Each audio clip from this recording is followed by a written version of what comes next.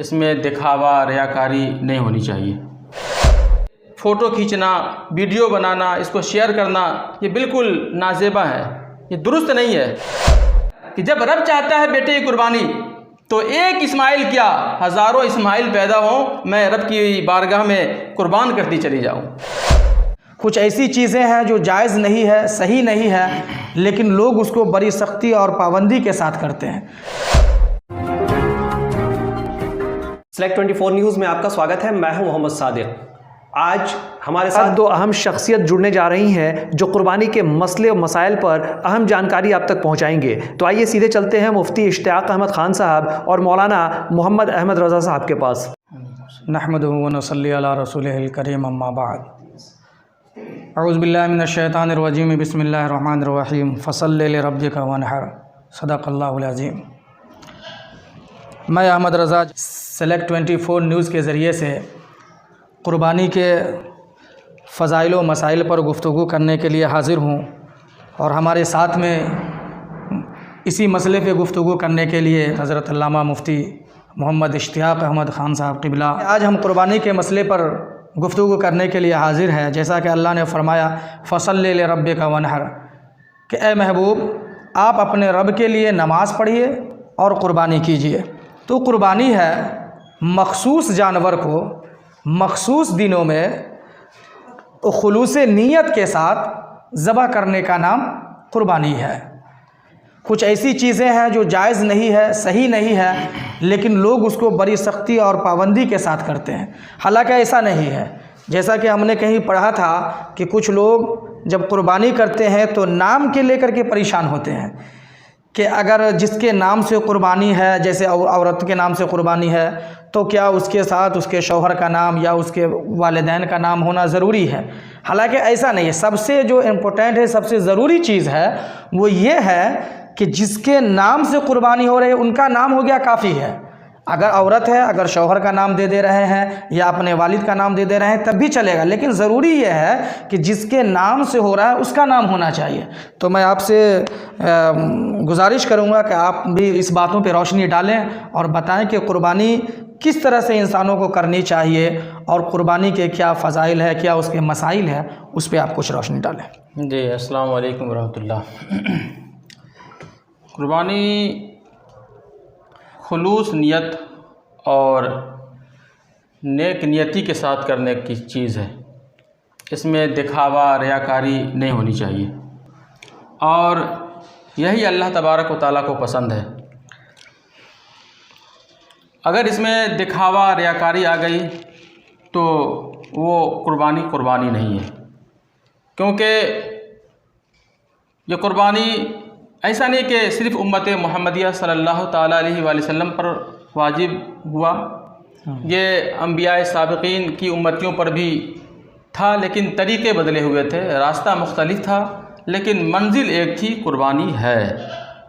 तो लाजिम है कि हम भी कुर्बानी करें तो खुलूस नियत के साथ और लिल्लाहियत के साथ कि बस ये कुर्बानी कर रहे हैं कि बस हमारा रब राज़ी हो और रब के प्यारे रसूल सल्लल्लाहु ताला अलैहि वसल्लम राज़ी हों और कोई इसमें नियत ना हो।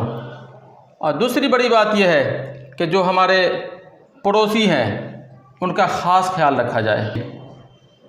तो किस कदर हमें इस पर तवज्जो देने को कहा गया हुकूकुल इबाद के हवाले से।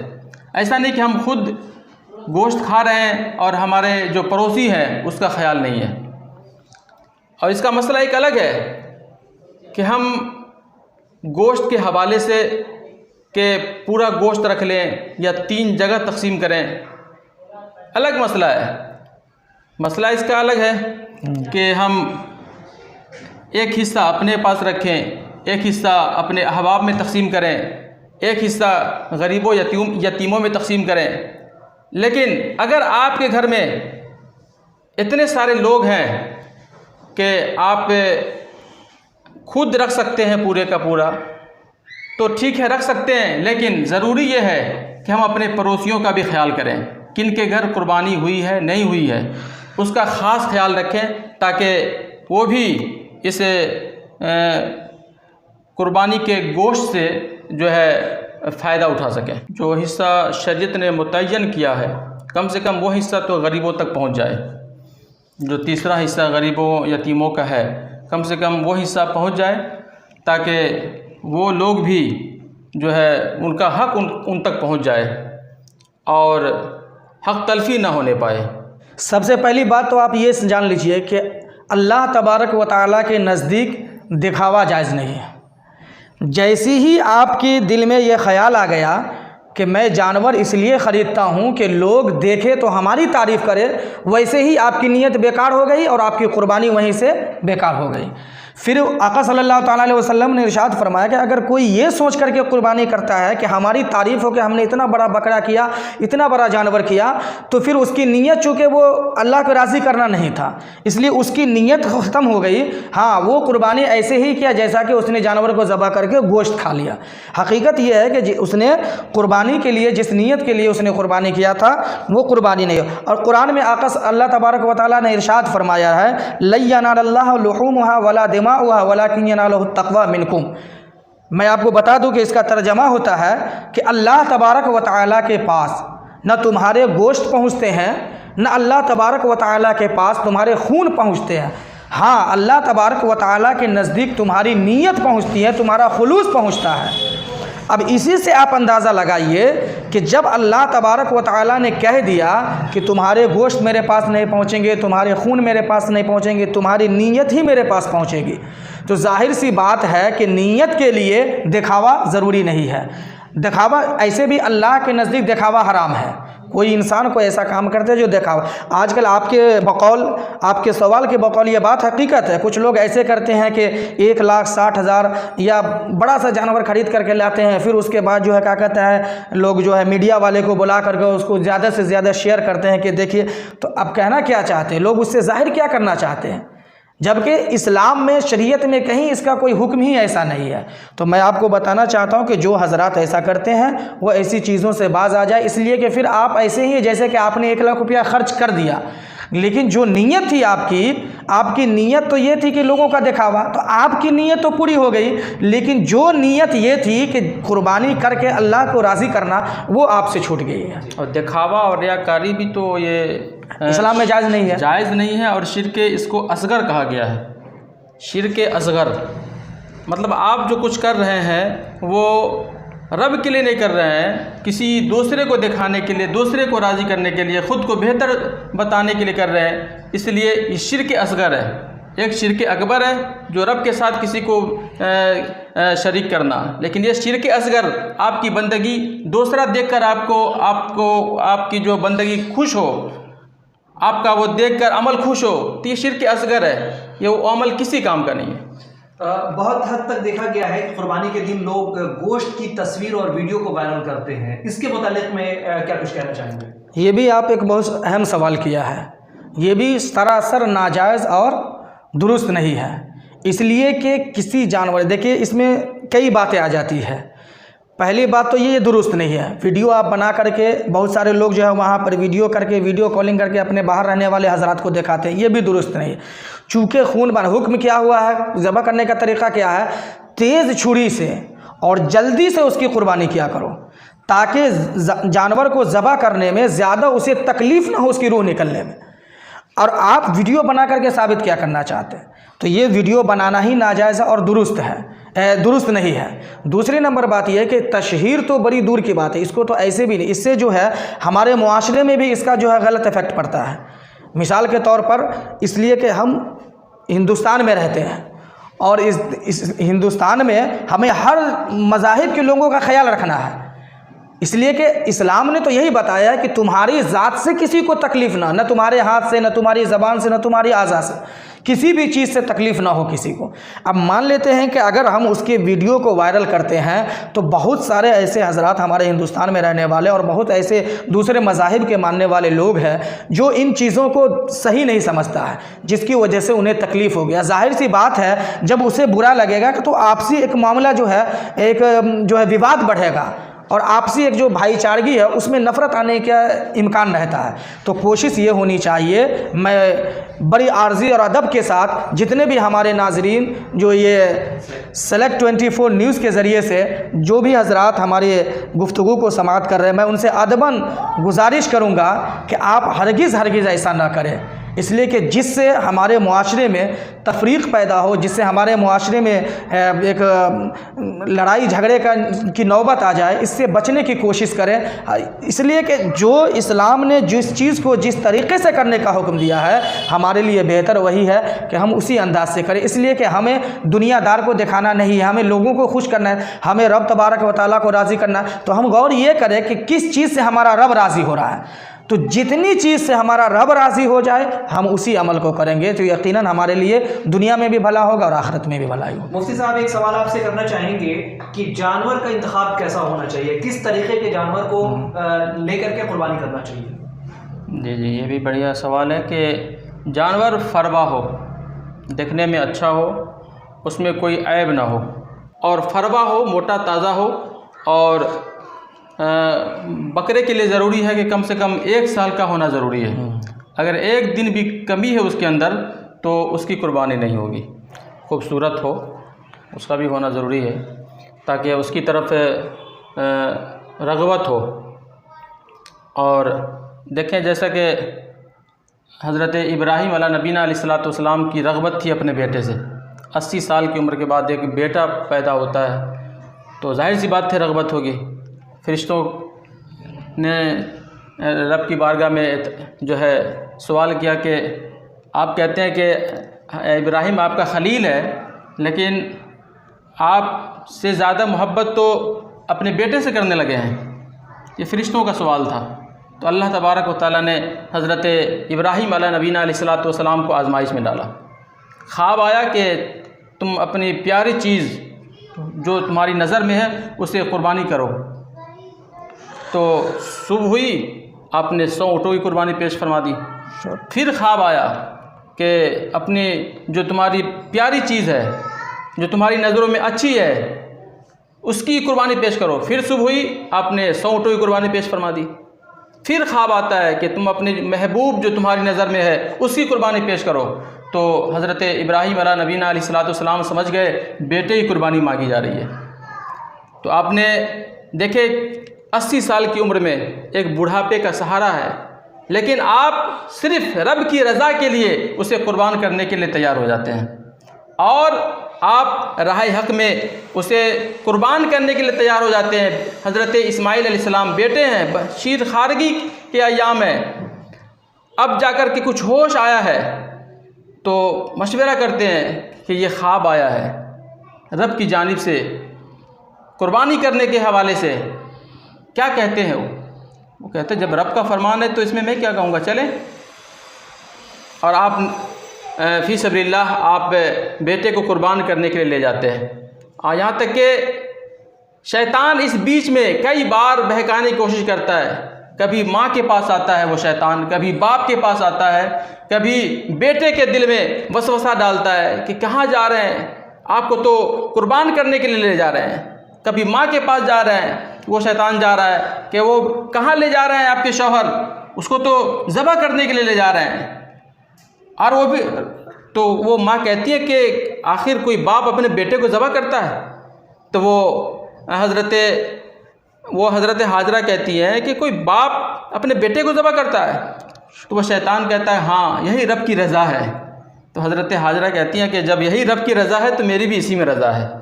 बेशक मेरी भी इसी में रज़ा है कि जब रब चाहता है बेटे की कुर्बानी तो एक इस्माइल क्या हज़ारों इस्माइल पैदा हों, मैं रब की बारगाह में कुर्बान करती चली जाऊँ।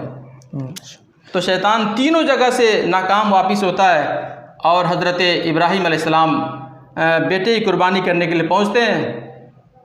और वहाँ पर ऐसे हालात पैदा होते हैं कि छुरी काफ़ी तेज़ है, अल-मुख्तसर काफ़ी तेज़ है, हुलकूम पे चलाया जाता है, गर्दन नहीं कटती, आँख पे पट्टी है। हज़रत इस्माइल बच्चे आपके लड़के हैं, कहते हैं कि आप मेरे हाथ पाँव को अच्छी तरह से बांध दीजिए। बांध दिया गया। वो कहते हैं कि पट्टी बांध लीजिए, हो सकता है कि बाप की मोहब्बत गालिब आ जाए बेटे पर। और छुरी चलना रुक जाए, तो ये सारे मसले दरपेश होते हैं। और जब छुरी चलाते हैं हुलकूम पे, छुरी नहीं चलती है, आप गुस्से में आकर छुरी पटक देते हैं, और जब छुरी पत्थर पे पड़ती है तो वो पत्थर 2 टुकड़े हो जाता है।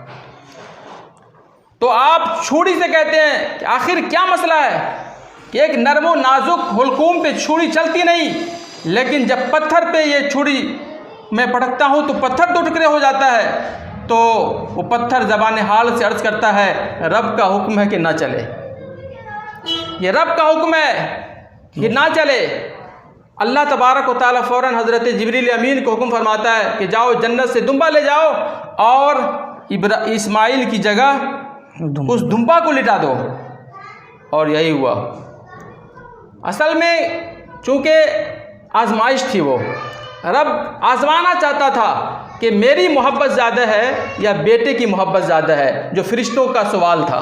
यही साबित करना था कि देखो वाकई में इब्राहिम मेरा खलील है, वो मेरा ही खलील है। भले ही बेटा मैंने उसे 80 साल की उम्र में दिया है, लेकिन बेटे की मोहब्बत मुझसे ज़्यादा नहीं है, ये साबित करना था। तो कहने का मतलब ये है कि माल हम जो लें कुर्बानी का, वो खूबसूरत लें ताकि हमारी भी रग़बत उसकी तरफ हो, और जब हम कुर्बानी दे रहे हों तो हमारा दिल भी उसकी तरफ राग़िब हो कि हमसे हमारा ये खूबसूरत माल, ये खूबसूरत जानवर हमसे जुदा हो रहा है। एक मोहब्बत होगी जब खूबसूरत होगा। 40,000 से 50,000 के बीच में इतनी की हैसियत जिसके पास है उन पर कुर्बानी वाजिब है। ज़रूरियात ज़िंदगी के अलावा जो भी चीज़ है उन पर कुर्बानी वाजिब है। अगर घर में अगर 10-15 लोग हैं, अगर 10-15 के पास भी अगर 40 से 50,000 है तो उस पर कुर्बानी वाजिब है। बहुत सारे लोग ऐसे भी हैं कि वालिदैन के नाम से कुर्बानी करते हैं। तो मैं एक मतलब बता दूँ, मैंने कहीं पढ़ा था कि वालिदैन के ताल्लुक़ से कुर्बानी का मसला ये होता है कि अगर वालिदैन पर कुर्बानी वाजिब है तभी आप उनके नाम से कुर्बानी कर सकते हैं। इसलिए कि अगर कुर्बानी हम पर वाजिब है तो पहले हम ना अपने वाजिब को अदा करेंगे। वालिदैन पर कुर्बानी वाजिब ही नहीं है। चीज़ आए कि ठीक है गर्जियन है वो घर में, लेकिन उस पर कुर्बानी वाजिब नहीं है, आप पे कुर्बानी वाजिब है, तो पहले हम अपने नाम से कुर्बानी करेंगे। हाँ, अल्लाह ने और इस्तिताअत दिया है, हम दिगर और जानवरों का ये क्या कहते इंतज़ाम कर सकते हैं, तो फिर अपने वालिदैन के नाम से करें और भी किसी के नाम से कर सकते हैं। लेकिन पहली बात सबसे पहले ज़रूरी है कि कुर्बानी जिस पर वाजिब है वो अपने नाम से करे। अगर मर्द है उस पर कुर्बानी वाजिब है, पहले अपने नाम से करे। उनकी वाइफ है अगर उन पर कुर्बानी वाजिब, बहुत सारे लोगों को ऐसा देखा गया है कि घर में सब लोगों पर कुर्बानी वाजिब है और घर में वालिद है उन पर कुर्बानी वाजिब नहीं है, उनके नाम से करा रहे हैं। हालाँकि वो सब लोग जानते हैं कि ये नफल हो जाएगा, चूँकि आपकी कुर्बानी आप पर वाजिब है, आपने किया ही नहीं तो आप तो गुनहगार ही रह जाएंगे। तो ज़रूरी ये है कि आप पे कुर्बानी वाजिब है। और वालिदैन भी जो होते हैं उनको भी ये समझना चाहिए। बहुत सारे वालिदैन ऐसे भी तो नाराज़ भी हो जाते हैं, तो मैं उनसे भी अदबन गुजारिश करूँगा कि इसमें नाराज़ होने की बात नहीं है, चूँकि ये शरीयत की बात है। अगर आप साहिब निसाब मालिक निसाब हैं ही नहीं, जब आप पे कुर्बानी वाजिब ही नहीं है, तो आपको ऐसे भी नाराज़ नहीं होनी चाहिए। जिन पे कुर्बानी वाजिब है, वालिदैन भी है, तो उनको खुद ये इजाज़त देनी चाहिए कि आप जाओ, आप पे कुर्बानी वाजिब अपने नाम से करो। आपकी फैमिली है, अपनी आपकी बीवी पे कुर्बानी वाजिब है, आपके बच्चे पे कुर्बानी वाजिब है। कुर्बानी वाजिब जिन पे है उनको कुर्बानी करना ज़रूरी है। सल्लल्लाहु ताला अलैहि वसल्लम ने इरशाद फरमाया कि जिस पे कुर्बानी वाजिब है, यानी मालिक निसाब होने के बावजूद अगर वो कुर्बानी नहीं करता है तो उसे कोई हक़ नहीं बनता है। उसे हक़ ये नहीं है कि वो नमाज ईद अदा करने के लिए ईदगाह में जाए। कितनी बड़ी वईद है, कुर्बानी वाजिब है। अब बताए कितना बदनसीब वो इंसान होगा कि एक कुर्बानी ईदुल अज़हा की नमाज हमें अदा करनी है और एक अमल की वजह से हमें ये भी हुक्म नहीं दिया जा रहा है। तो मैं नाज़रीन से गुजारिश करूंगा कि अगर आप कुर्बानी आप पर वाजिब है तो खुलूस नीयत के साथ आप कुर्बानी करें। अगर आप कुर्बानी नहीं करते हैं तो इस सख्त अज़ाब में आप भी मुब्तला कर दिए जाओगे। हुज़ूर सल्लल्लाहु ताला अलैहि वसल्लम ने एक मकाम पर इरशाद फरमाया कि मेरी उम्मती का बेहतरीन लोग वो है जो साहिब इस्तिताअत हो और कुर्बानी करता है, और मेरी उम्मती का सबसे बदतरीन और शरीर लोग वो है जो मालिक निसाब होने के बावजूद भी अल्लाह के लिए कुर्बानी नहीं करता है। हर आदमी अपने घर में गौर करे, अपना मुहासबा करे कि हम पर वाजिब है या नहीं है। और वाजिब होने के लिए ऐसा नहीं कि उस माल पे साल गुजरना ज़रूरी है। वो जो है ज़कात के लिए है कि उस माल पे साल गुजरे, लेकिन कुर्बानी के लिए जो अय्याम कुर्बानी है 3 दिन, उस 3 दिन के अंदर अगर आपके पास 40 से 50 हज़ार रुपये हैं तो आप पर कुर्बानी वाजिब है। और हर आदमी गौर करे, किसके पास इतना पैसा ना होगा, बहुत कम लोग होंगे जिनके पास इतना पैसा ना हो, तो उन पर कुर्बानी वाजिब है। ऐसा नहीं कि आपने एक कुर्बानी घर में कर ली सब की तरफ से अदा हो गया, ऐसा भी नहीं है।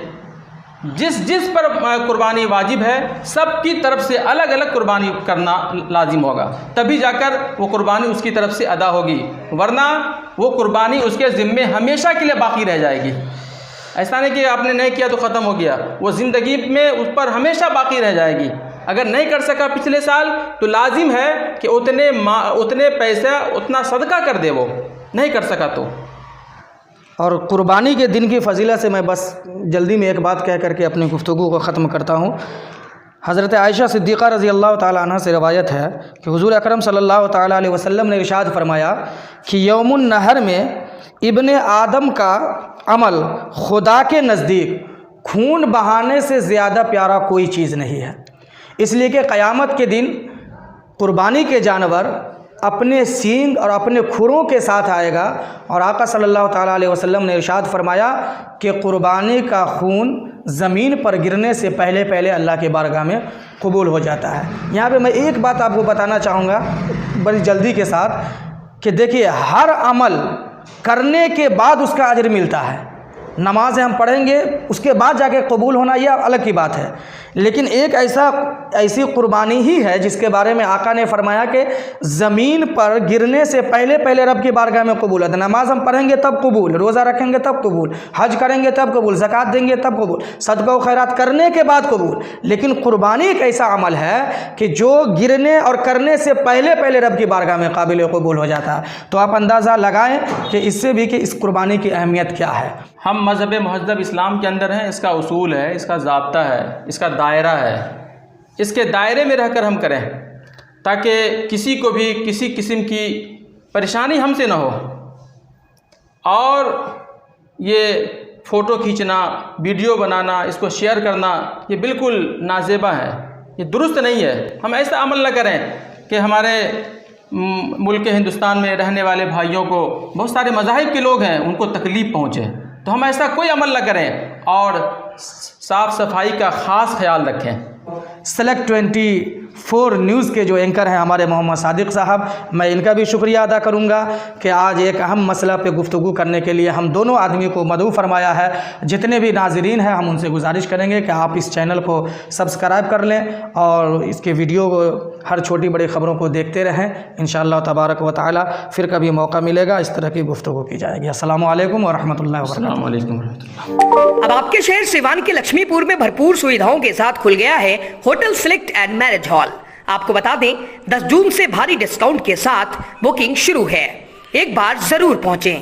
इसमें आपको मिलेगा फुली एयर कंडीशन, साथ ही बुकिंग के साथ टेंट का सारा सामान, बर्तन और चूल्हा बिल्कुल फ्री। जल्द ही किसी भी कार्यक्रम को अच्छे वातावरण में करने के लिए बुक करें hotel select and marriage hall. हमारा पता है लक्ष्मीपुर सिसवन ढाला बिसाइड डॉक्टर तौफीक अहमद। हमारा कॉन्टेक्ट नंबर है 8797327330। एक बार जरूर पहुंचें और इस भारी डिस्काउंट का लाभ उठाएं।